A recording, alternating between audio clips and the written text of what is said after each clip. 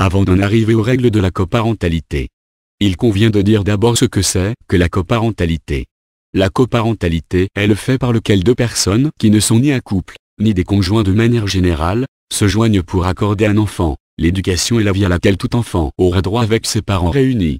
Ils se partagent ainsi les droits auxquels pourraient bénéficier tout père et mère auprès de leurs enfants, mais aussi tous les devoirs que ces derniers seraient amenés à remplir en tant que parents.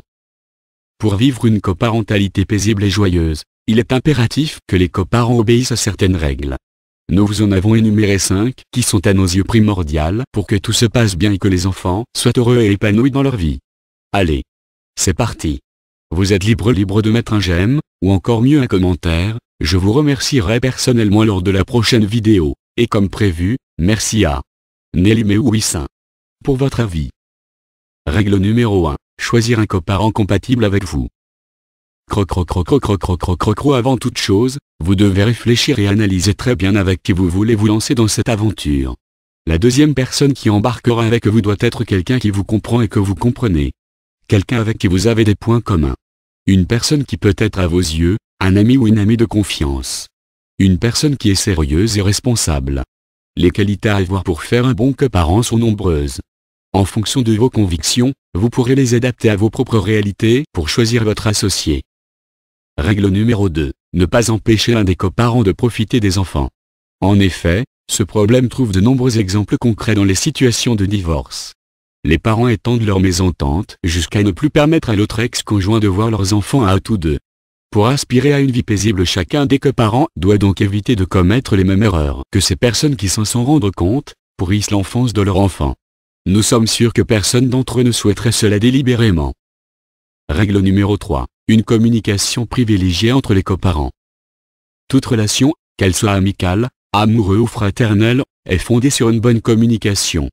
Cette capacité pour deux personnes à pouvoir s'écouter, se comprendre et s'accorder.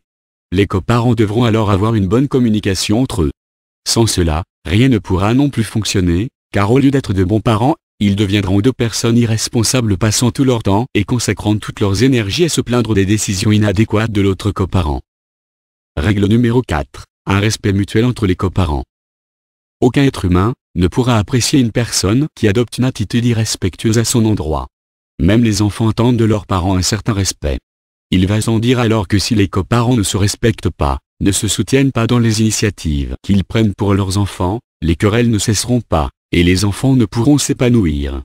Ils risqueraient même de grandir avec des séquelles de ces disputes interminables qui survenaient à chaque fois que leurs deux parents se rencontraient. Règle numéro 5. Aucun des coparents ne doit s'ingérer dans la vie privée de l'autre coparent.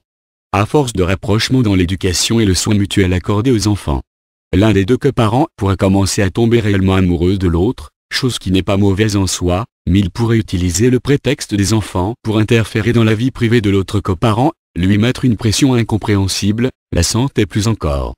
Cela ne sera pas favorable pour les deux coparents, ni pour leurs enfants.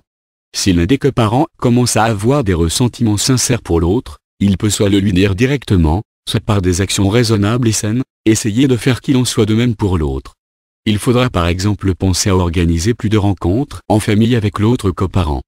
Prétexter de le rencontrer pour discuter tous deux de l'éducation des enfants et bien plus encore. C'étaient là les 5 grandes règles pour une coparentalité réussie et paisible. Cependant, pour qu'elle soit encore plus merveilleuse, il vous faudra plus. Inscrivez-vous sur Shieldable pour trouver des futurs coparents sérieux.